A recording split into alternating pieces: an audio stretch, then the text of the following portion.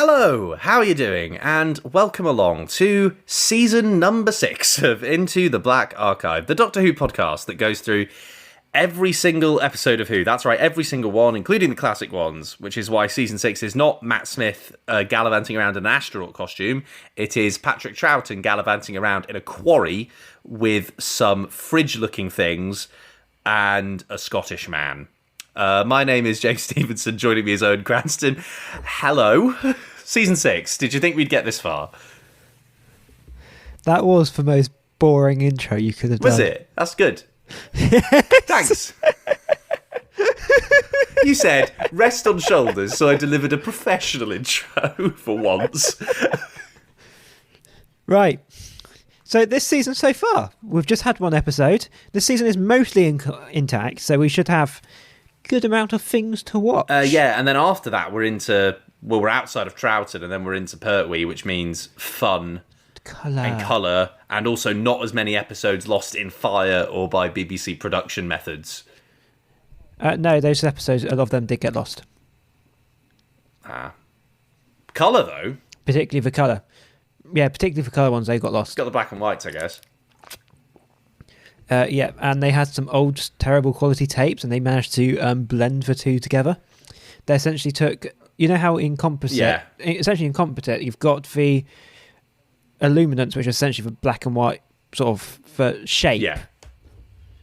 And you've got like the colour side of it. I might be getting these two the wrong way around. No, you're fine. It might be illuminants of colour.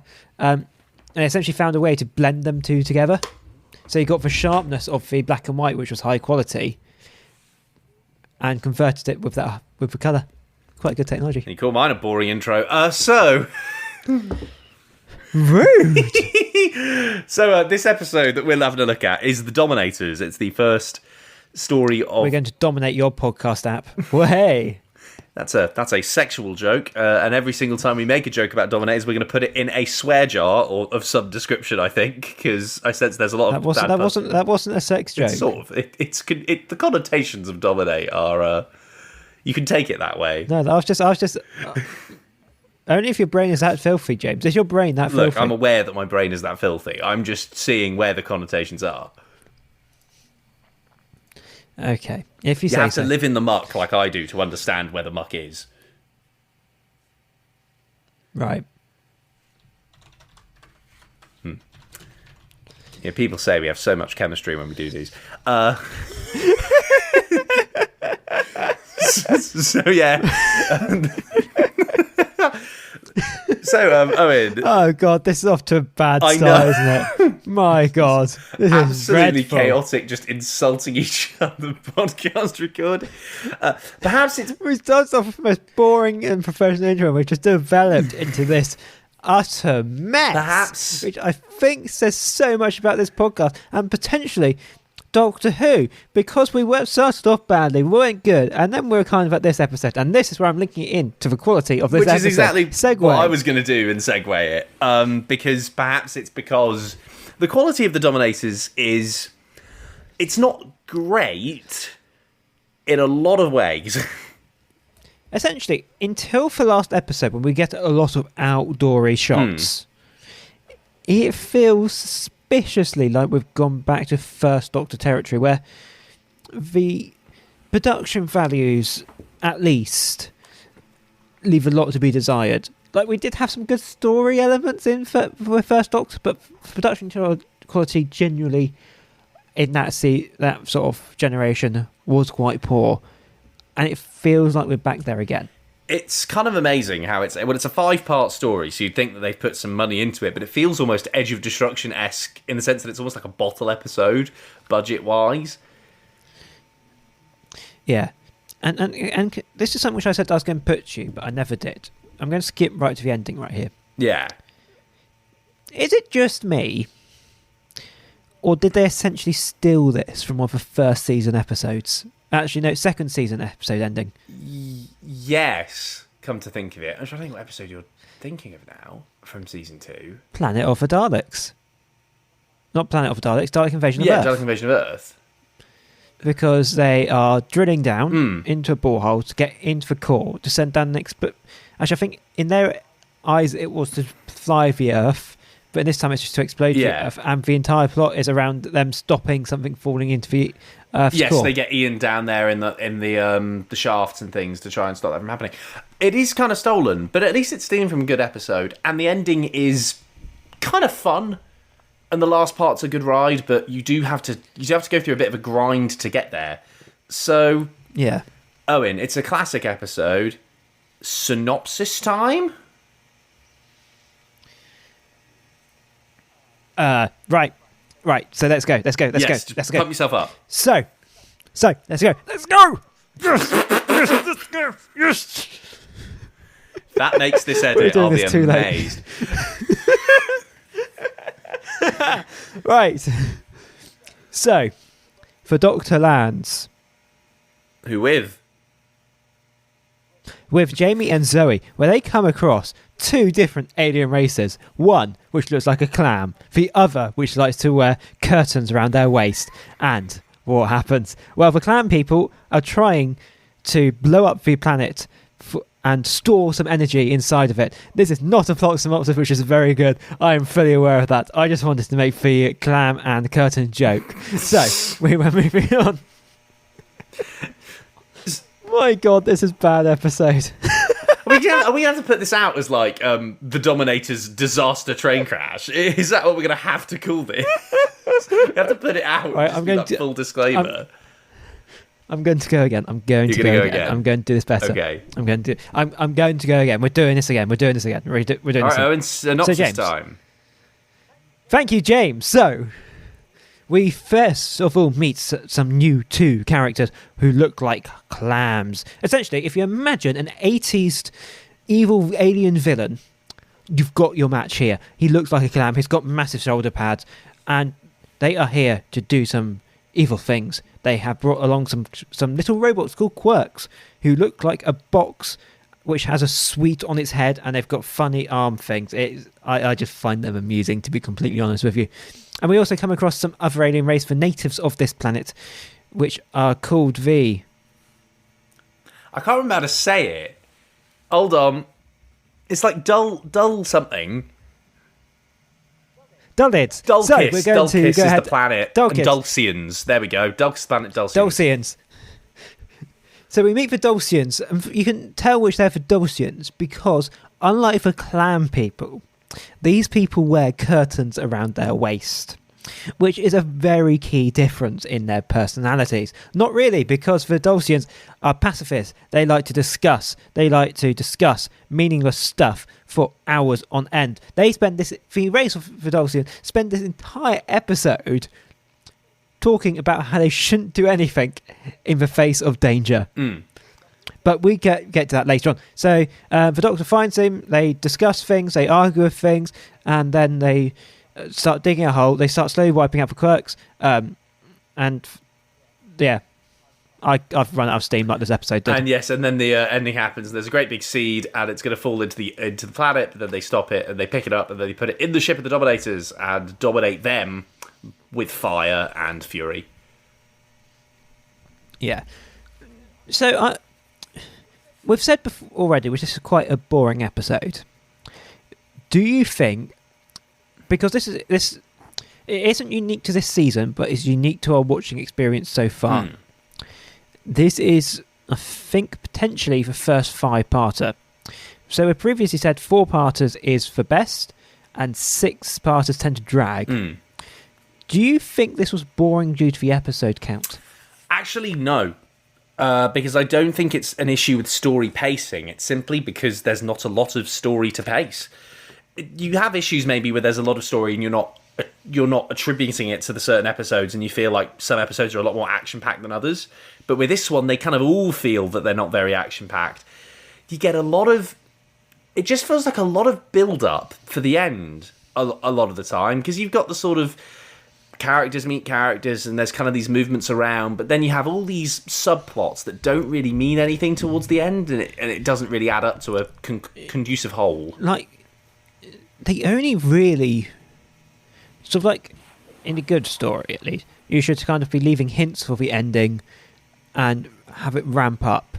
It kind of feels like they were just kind of sailing along, got to the end episode and went, oh shit, we need to end this somehow. Yeah, it really does. It's only until maybe the last 15 minutes that it feels like there's actually a lot of like plot and movement, and that's what makes the last episode quite good, because it moves in a good way. Yeah, it's got explosives. As I was saying, it's a bit of an up in production value. We're going out and about. We've got some explosives. It looks like all the budget for this episode was spent for this story was spent on that one episode, and that one episode but alone. What I will give this episode, to be fair to it, is I think there's more personality for the characters, which we'll get into in a minute, than I think there has been in some previous episodes. I didn't mind the introduction of the Dulcines at all. I thought they were okay. I actually quite enjoyed their whole conversational pacifist thing. It was kind of a new thing that we hadn't seen in the previous episodes. But on the flip side, the Dominators are one of the weakest villains I think we've ever had. Just not a lot to talk about. Just going off things which rip off things. That's like, once again, linking it to a Dalek episode story. The Fowls? Oh, yeah, the Fowls. They were a pacifist race which refused to do anything in face of severe danger, but until Ian slapped one of them. But, you know. Well, yeah, there was that whole sequence, wasn't there, where Ian was like, grabbed one of the Fowls' women. It was just like, I will kill this woman. and he delivers hostage tactics.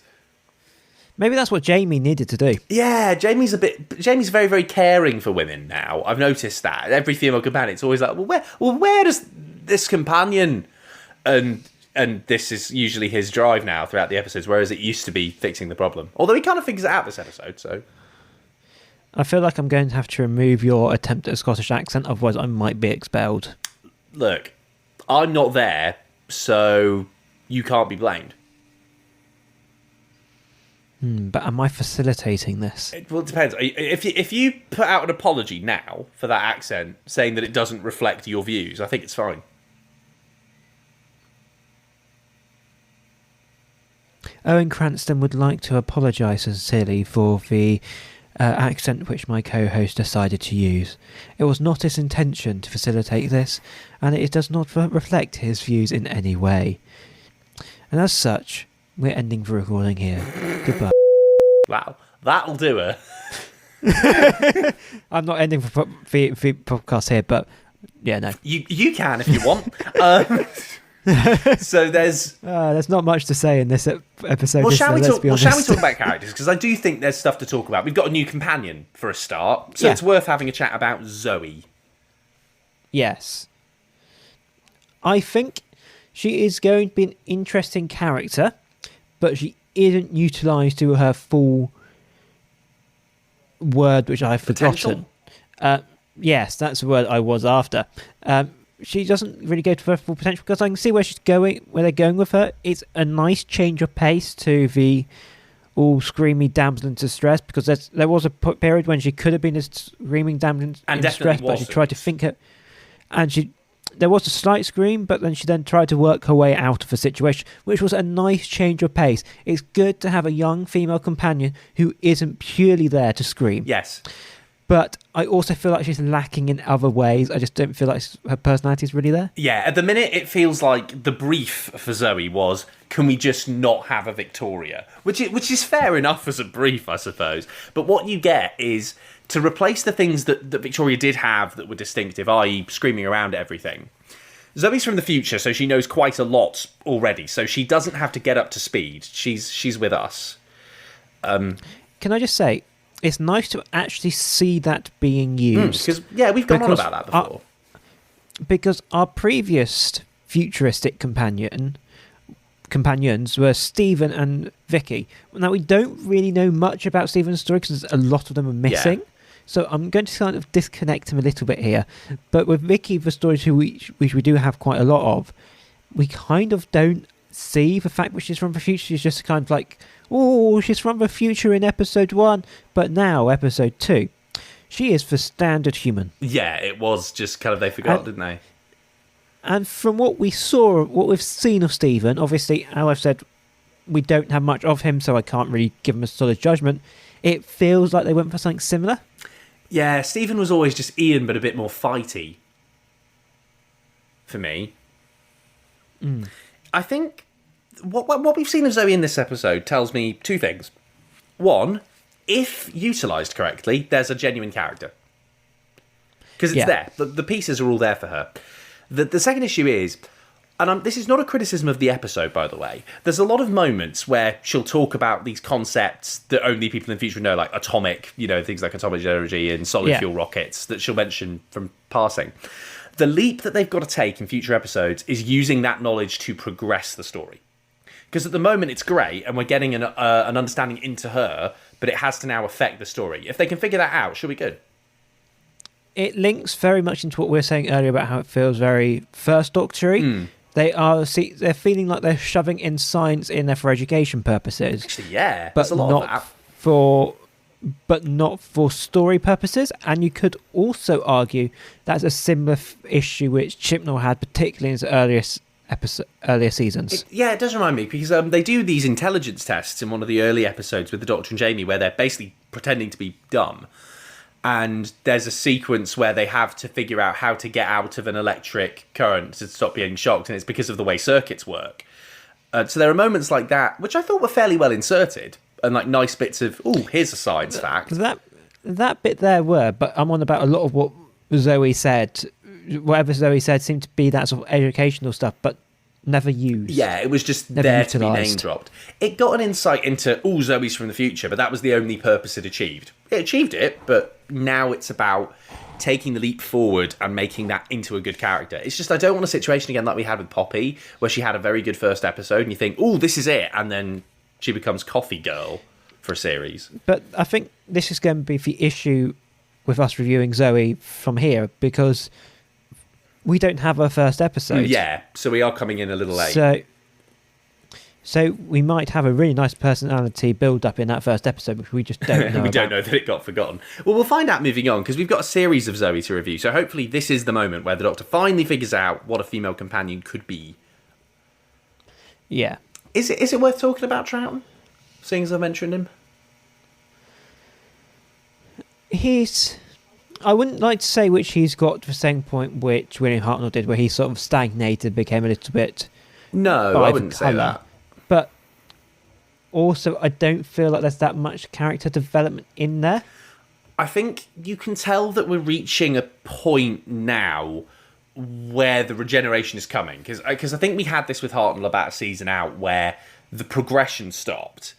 And it was sort of, this is your Doctor, enjoy him while you can, because he'll be gone in how many stories.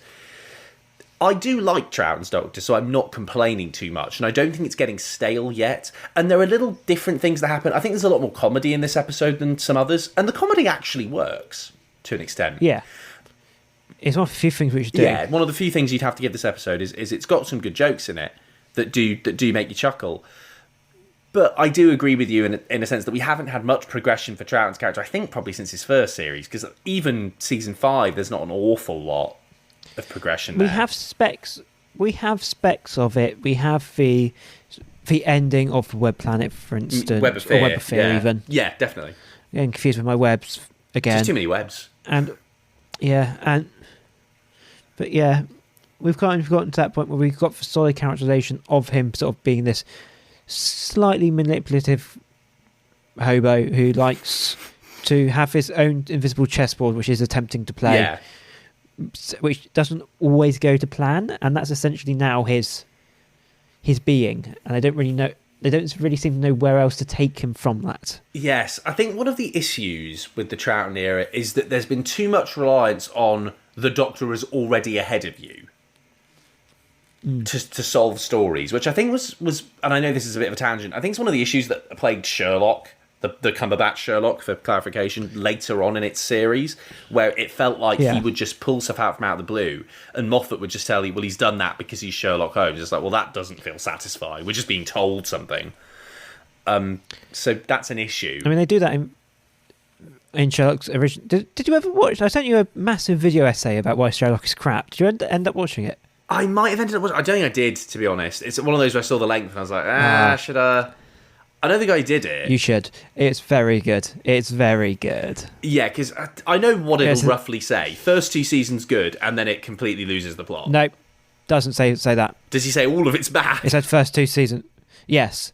Wow. And for the exact same things you've just said, he just pulled things out of the air. We have flashy text, and then we go, Sherlock's clever. He solved it. Way. But isn't there hindsight in that? Because I remember when that happened, when the first series was actually on telly back in 2010, and that was like a whole new thing, and everyone was like, "Oh, that's a really cool way of showing that." And I think because so many other shows copied it later down the line. But either way, is that an excuse for bad storytelling? Flashy text? Not necessarily. I think it's a different visual approach to do it. As a story writer, does that help alleviate your bad stories? It doesn't improve the script because at the end of the day, it's a graphic, and that's to do with the directing team figuring out interesting ways to express things. The question is, if it's written in the screenplay that you want flashy text to happen, then okay, sure, because that's like a choice, and it is moving your story forward. That's the direction you've wanted to go. But I do agree, certainly towards the later episodes, it became... I think the best way to describe it is it became really arrogant. Like the first series, it was used quite well, and then they thought, oh, we're really fucking smart here. And so they just kept doing it for less important things to the point where it just became overwhelmingly arrogant, and you felt like it was talking down to you as a viewer. Yeah. Which reminds me of something else Moffat did. I love this tangent on Moffat. We always end up here. What else did Moffat do? Doctor Who. I agree. Didn't do much on Doctor Who. Doctor Who. This is when I get murdered by Moffat fans. Go on then. Give him the ammo. Well, I'm just saying which in Doctor Who, that kind of what Moffat did. The same storylines repeated, getting more and more arrogant. Yes, actually, because the frustrating thing with Moffat is that Stephen Moffat is an excellent writer, but he will never be as good of a writer as Stephen Moffat thinks he is. Yeah. Because Moffat thinks he's absolutely like God's gift. And every time he comes up with something quote-unquote clever, or at least that he thinks he's clever, he goes to every possible length to explain to you why it's so clever, to the point where it's not really an episode anymore, and it's just an hour-long narcissism orgy where Moffat is telling you how good of a writer he is without actually writing anything at this point. It's like a tribute to himself. Yeah. Like, even parts of the 50th feel like a tribute to Moffat more than Who, and then we all forgave it because Colin Baker showed up. No, Tom Baker showed up.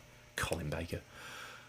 But yeah, no, you can tell how much there is in this episode to discuss. Troughton's going through the motions. One thing I will say is I liked Jamie more in this episode than I have in recent ones. Yeah, they've kind of allowed him to regain that comedic side to him, haven't they? Because it kind of left a bit. Yeah, because they were doing this love story thing.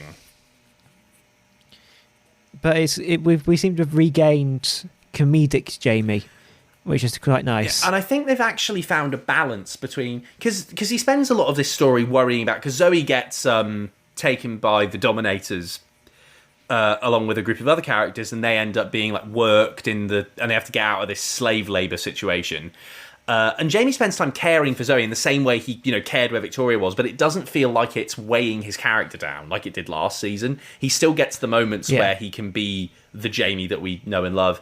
He's funny, and he comes up with a really good solution for the finale and plays an active role in the story, which, kills a few space Teletubbies. What could go wrong? Yeah. Exactly. Should we talk about those Quarks, actually? Should we talk about our villains quickly? Yeah. Shall we talk about the Quarks? The Quarks are... so how would you describe them? They're kind of the slave robots of the Dominators. They do the little works and kill some things. They are the ideal BBC, we need a cheap robot villain. And my word, did they nail it out of the park on cheapness. It looks like they went to Hobbycraft the morning of the shoot. And like, those, the best way to describe them, I've forgotten what they're called. Dolly mixtures? Those pink dolly mixtures. I think I know what you're talking about. On top of a matchbox with some legs. This reminds me of that is them. When I was at school and I was like 10 years old, Quarks. there was like a competition to like build a robot, like in the sense of build one which is like artsy and looks like a robot would. And if you have a bit of tech knowledge, maybe you can put a circuit board in there and have some electrics, whatever. Obviously, I didn't. I'm not a very techie person. But every robot turned out looking like that.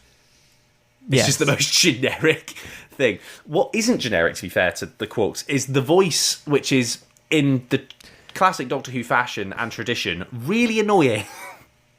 And really undecipherable unless you've got subtitles. I did not watch it with subtitles, so I'm going off my interpretation of what the Quarks were talking about.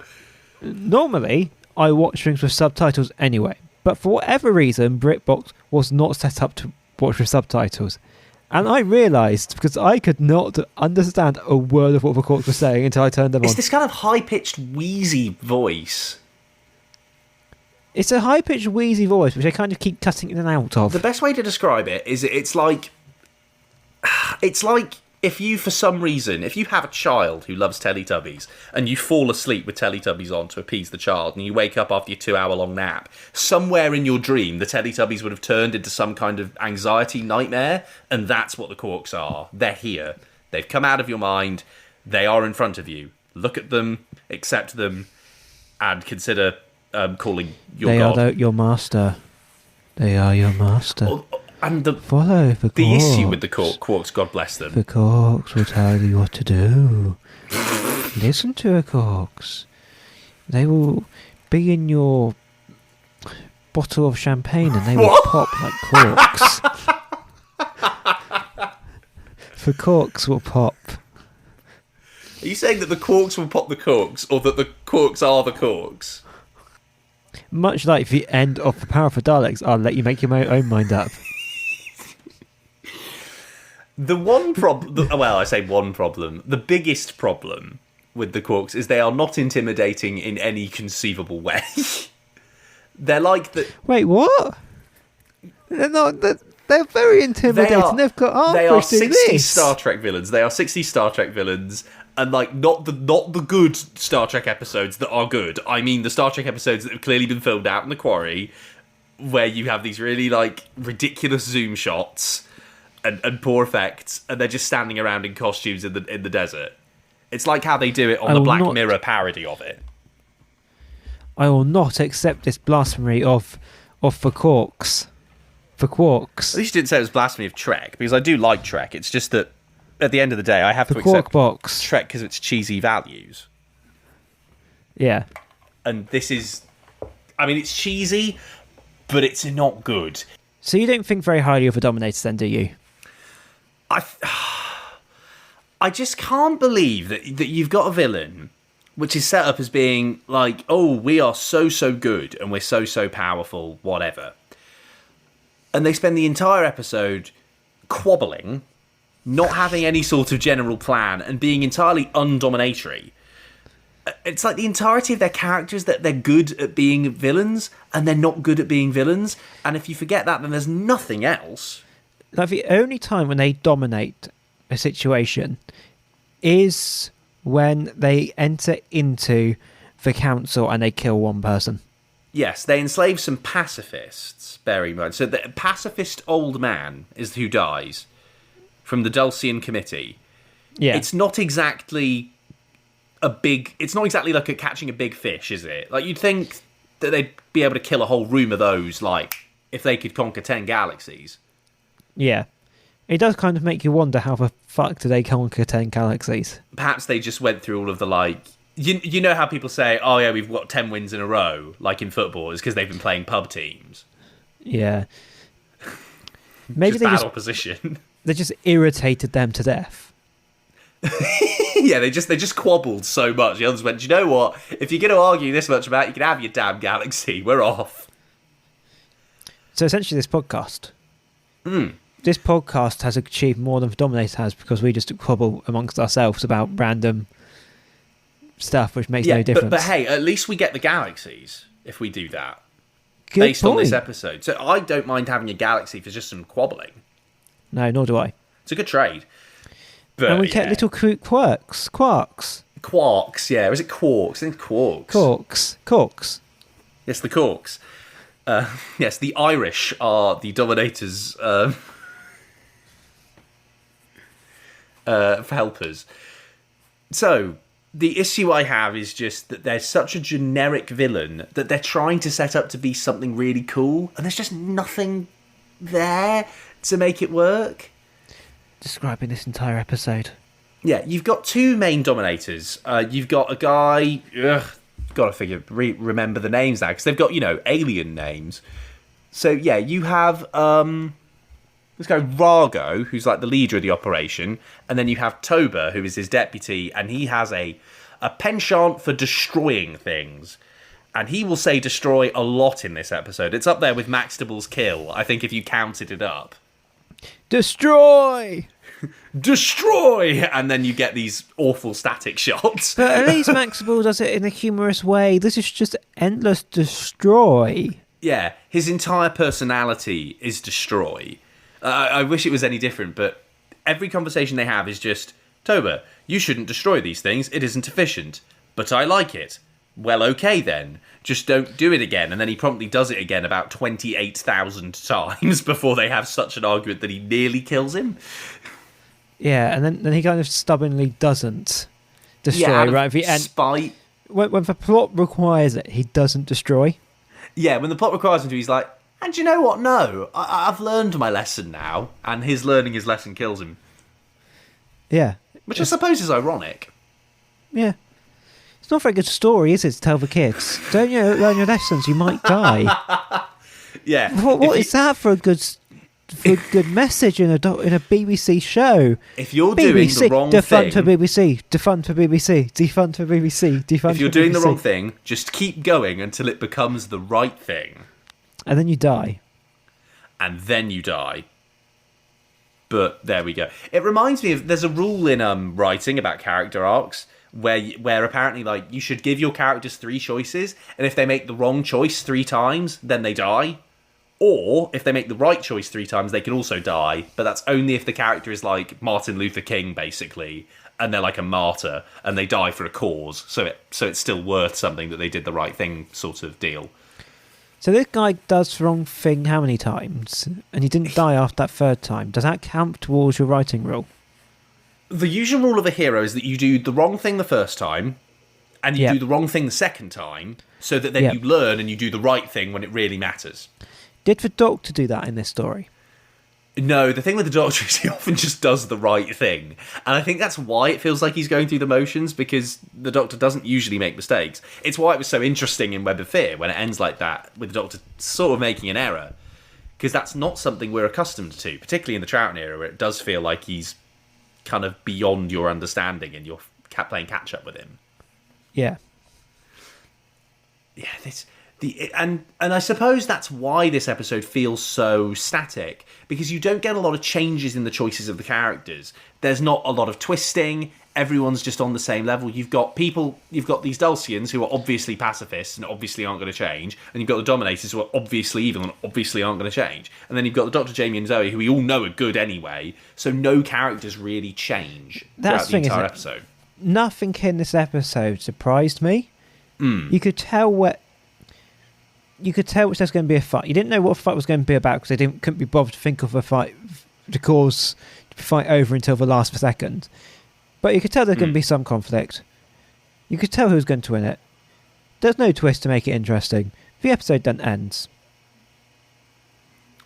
Yes, but here's one thing I'll give the Dominators credit for, and I think we really should. There is a lot of best death contenders. Like a lot. Yes. I'm very happy with the cheesiness of the death. It's up there among the great pantheon of stupid death Doctor Who episodes. What did you think about that effect which they used in the first episode but then never used again? Oh yes, that the face melter is what I'm going to call it. They never used that effect again, the point which I forgot it existed until you mentioned best death. Yeah, what is the deal with those? What was the deal with those characters again? Like, where did they come from? So they'd come down in that ship, hadn't they, doing a sort of gap year thing? They must have been some sort of like thrill seekers, gap year kind of dealio. They're like just out of uni, travelling the universe, and they crash on the quote island of death, which it's called for the whole episode. And then they do the whole conspiracy of, oh, you haven't really taken us there. Oh no, it's not it's not really for... Yeah, it's not really the island of death, is it? And then they die about a minute after they arrive. How do I know you took us to the planet of death? Oh, look, there's no radiation. I'm going to sprint out there just as if it's completely fine. Oh, yes.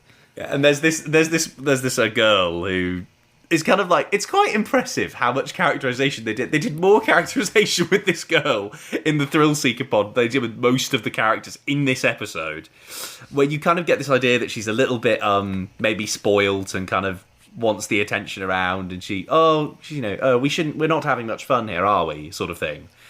And she gets down and gets her face melted. It's a really awful way to go. It's a cool effect. Not my favourite death, though. It's maybe top 3, but wouldn't be my favourite death out of this episode. I just like the fact which their first death with these quirks use this special effect, and then they just couldn't be bothered to do it again throughout the entirety of the story. Translation: the BBC did not provide them with the financial power, I think. Yeah.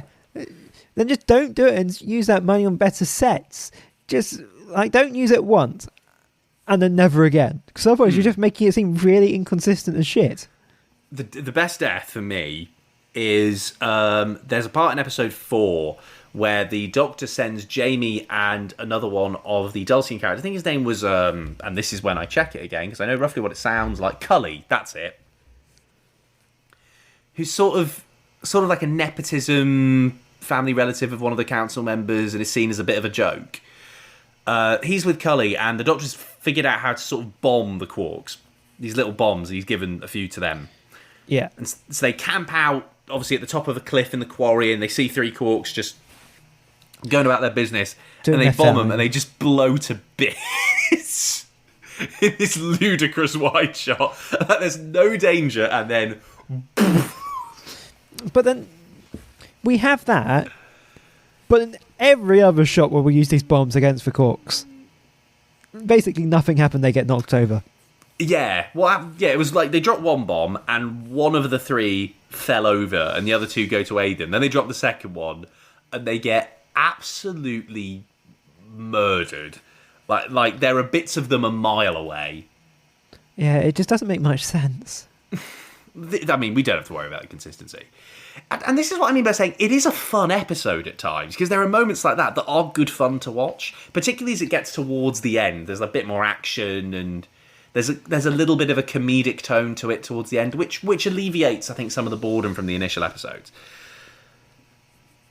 But the issue is the gaps between those fun, exciting, humorous bits is massive, big. And they're very boring.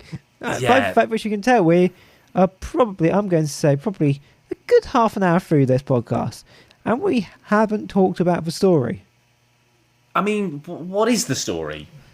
Exactly. That's why I kind of struggled when you gave me the synopsis thing, other than making jokes about their outfits. The Dr. Jamie and Zoe turn up. The Dominators want to take over this planet, find a slave race on it.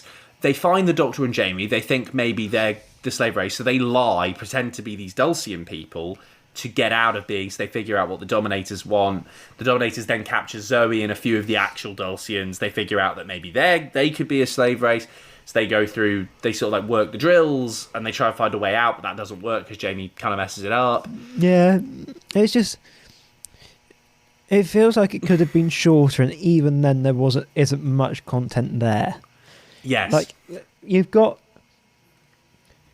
thing with a story, the most basic rule, which is so basic, James will probably now tell me is wrong. Okay. You've got a beginning, middle, and end. It doesn't feel like this has a beginning. It feels like it's got a beginning and then an end. It kind of just... I thought it was just one very long middle. Yeah, it kind of just goes. It's a very static story. Oh, poop. We've only got 15 minutes left. We've given no reason for this story to end. Oh, let's have them drill. Let's just have them drill. That worked well with the Planet of Darts, didn't it? Yeah. Yes, it did. Let's just have them drill. And how are we going to make that... But if they just drill, what are we going to do from that? Oh, what do we do with Planet of Daleks? Oh, yeah, no, not Planet of Daleks. Invasion of Daleks. Dalek Invasion of Earth. Dalek Invasion of Earth. Oh, we just dropped a bomb controller thing down it. Yeah. Oh, yeah, let's just copy that. Then how do we stop it from there? Oh, yeah. I have an idea. They dig a tunnel, they catch it, They catch and then they a shove it onto the ship. Which has no security measures, and they just put it behind a Quark who has no idea. It's rather incredible. Yeah.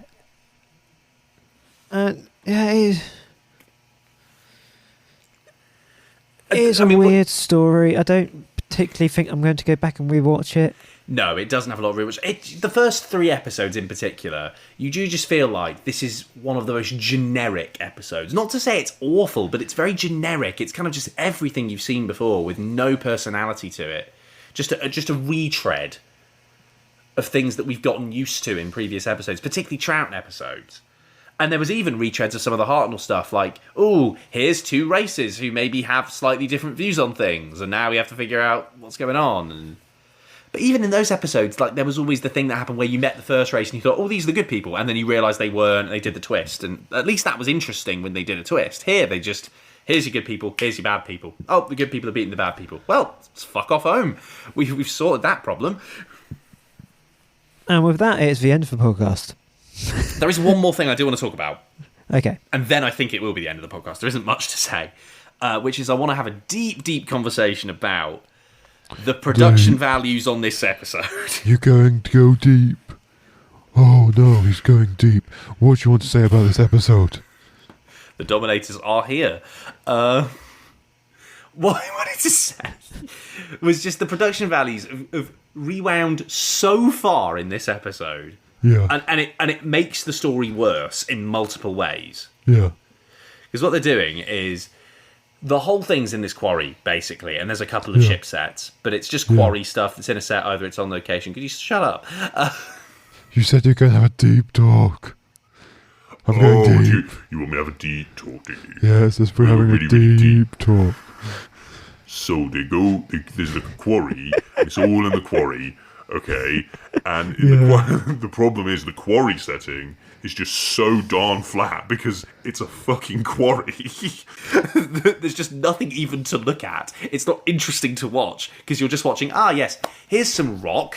Oh, now there are quarks on it, and now they've died. And it also... And it also faced the same problem which the original Hartnell episode had, which is that when they're on the sets and they're in front of a painted background, it's very obviously a painted background, which kind of just takes you out of it. Like, you can kind of get away with it sometimes, but here it's very obvious. The only credit I'll personally give it is that they employed an artist. And so someone earned money for traditional handcraft work. And it's very nicely painted. It's just so obviously a painting. Yeah, it just, as I said at the very beginning, it feels like it's a William Hartnell episode. And there are some like ludicrous continuity errors, like back to the Thrill Seeker pod, which was genuinely more interesting than most of the characters in the show, even though they're there for like 5 minutes. You know when they crash into the so-called Island of Death? Yes. They have this. So what happens is it's we're going to crash, and they have this close-up of it going close to the ground, and then sound of explosion. It cuts away, and then they all just get up in a completely static ship as if nothing's happened. Actually, no. My favourite bit in this entire episode is they've got like these tiny pods. I've forgotten what they call them. They've got these pods which essentially fly directly to some other place, don't they? Do you know what I'm on about? They're like fast travel pods, aren't they? Yeah. Yeah. I thought at one moment, ooh, it's James Bond's here.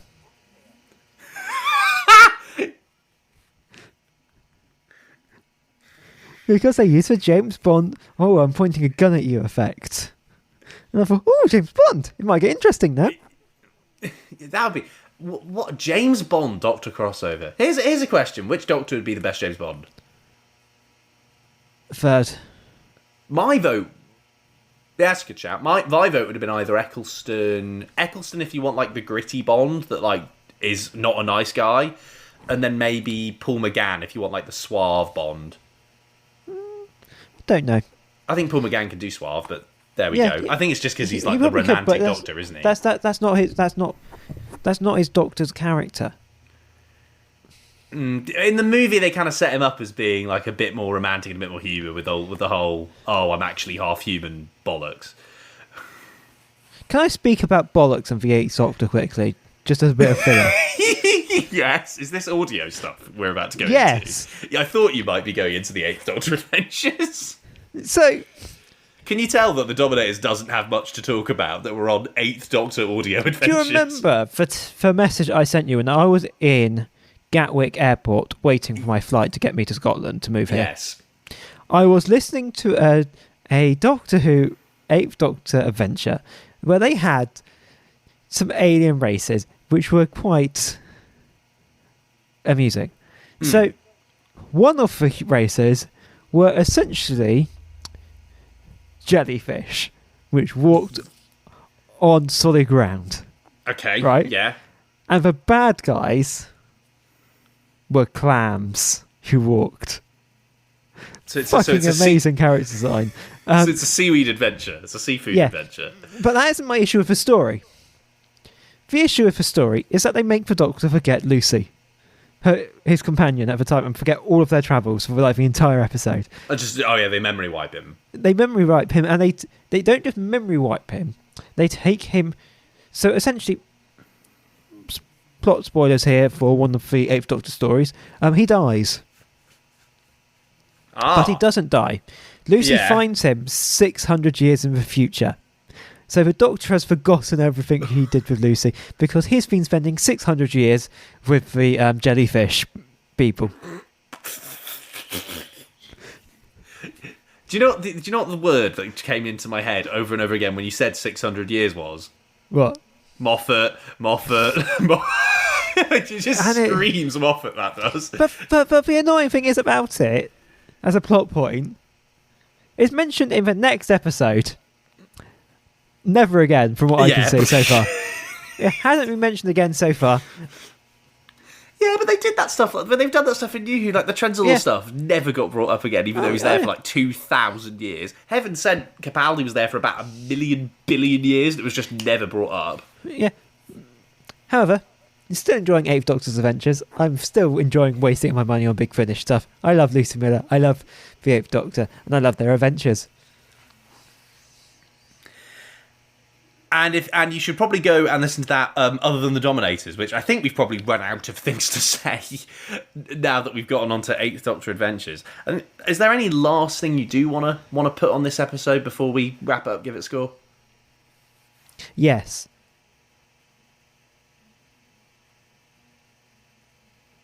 So, I was listening to some other Eighth Doctor's adventures. Oh my fucking... Right, what's the score? So, it's actually something which I think you would like. If the Eighth Doctor goes to future Earth and meets Susan and her son. Whoa. Yeah. Is Susan still screaming? Sorry? Is Susan still screaming, do you reckon? No, she has become a politician to try to help convince the Earth Council, which they need to get some help because things aren't going their way. They're being taken over by extremists. I see. How future Earth is this? Because I'm trying to get... I think her son is 18 or 16. He's at university. Right, I'm trying to work out canonically where this is, because obviously Susan gets dropped off in about 2150 in Dalek Invasion of Earth. Yeah. So it's got to be like 2175? Yeah. Maybe? To be fair, she's probably jumping David's bones with how lovely he was, so maybe only about 2167. Yeah. So, and it turns out which the Doctor's son, not grandson, is joining the extremist camp. Yeesh. And it's a tough one. They deal with that and an alien race which has come to invade. It's quite a good audiobook. Quite a good Eighth Doctor adventure. At this point, we will be reviewing Eighth Doctor Audio Adventures as opposed to season 6. It's not been a glowing start, has it? There's good bits about this episode, but they're few and far between in comparison to the grind that a lot of it is. Yeah. Do you know something else which I'm looking forward to? Is it an Eighth Doctor Audio Adventure? No. Is it a Ninth Doctor Audio Adventure? Yes. There we go. Do you know who's coming back for the Ninth Doctor Audio Adventures? I have told you, and I'm curious to see if you actually read this message I sent you. It is a good question. My joke would be that they'd bring back the Mox of Balhoon. but I sense they probably won't. No, won't be in. Just bring back the Slitheen woman. Bring back Margaret. No, even better. Who are they bringing back? Because I can't remember. Lethbridge Stewart. Oh yeah, they are bringing back Lethbridge Stewart. I was thinking about like Ninth Doctor characters that are like exclusively Ninth Doctor. Lethbridge Stewart. I'm so excited. Finally, a Ninth Doctor Big Finish production adventures, which I might actually enjoy. Who've they got playing him? Is it actually Courtney? No, it's not. Courtney died. Yeah, that's what I was thinking. So who have they got playing him? A famous impersonator whose name I have completely forgotten. Oh, that works then. Think of some impersonators. I'll say yes while I Google. I remember there was like a Doctor Who impersonator on YouTube that did some of the audio reading. An actual like big impersonator person who you probably would know as in pop culture. Oh, what, like a John Culshaw sort of. That's the sort of, like, if you say big impersonator, I think John Culshaw or Rory Bremner or somebody like that. John Culshaw. It is John Culshaw. Yeah. Yeah, Culshaw's done a few Who ones. Yeah, no, that works. If it's Culshaw, that should be all right. Yeah. However, Big Finish does this annoying thing, which annoys me. So it's available February 2022. Yeah, so this month. They don't tell you when. Is it just a surprise drop? I could probably find it if I tracked it down, but on the actual webpage for the audiobook, it doesn't say. Does it have an asterisk on it, and then in really small print just goes, if we get it ready on time? Oh no, they've pre-recorded enough to go into like 2023.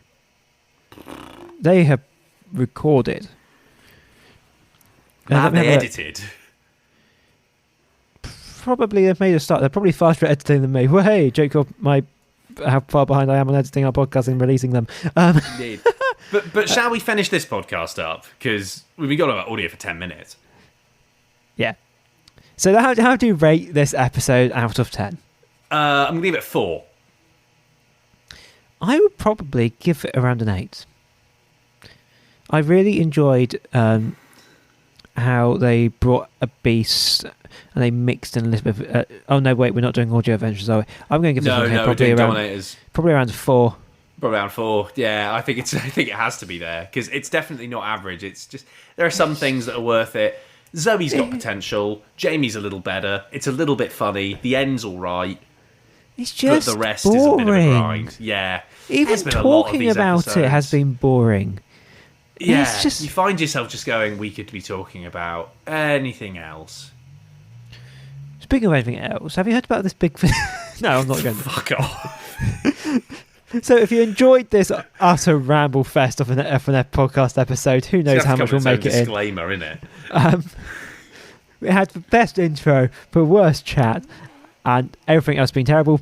You can subscribe wherever you get your podcast. Leave us a review, preferably not based on this episode because it won't be a good review.